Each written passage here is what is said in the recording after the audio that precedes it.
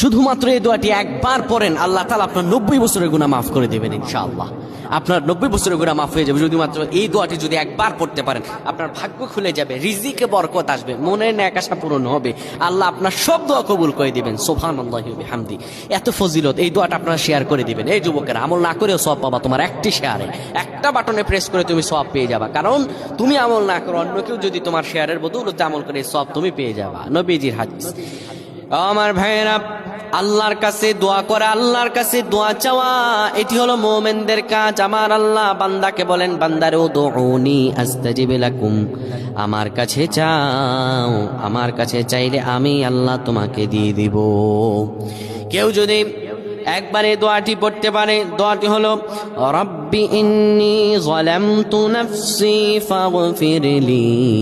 কেউ যদি এই দোয়াটা একবার পড়তে পারে, আমার আল্লাহ তাআলা তার 90 বছরের গুনাহগুলো মাফ করবেন।